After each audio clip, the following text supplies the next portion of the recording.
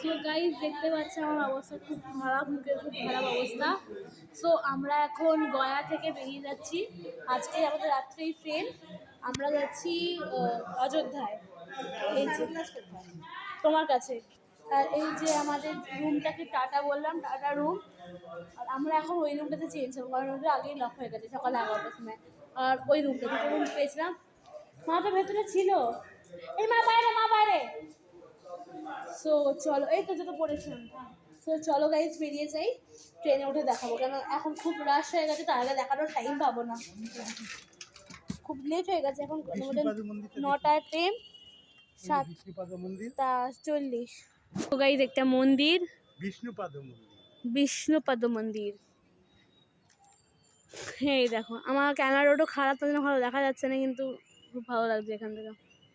আর ওখানটায় ওইগুলোতে পাহাড় ছিল, দেখা যাচ্ছে না। আমি তো ট্রেনের আগে অত ভিডিও করতে পারবো না, কারণ একটু হলেও লেট হচ্ছে। 7:40 বাজে, এখন আমাদের 9টা বাজে ট্রেন। সো খাবার টাবার নিতে হবে, তারপর যেতে হবে অতটা। তো চলো গাইজ বেরিয়ে যাই, বাই।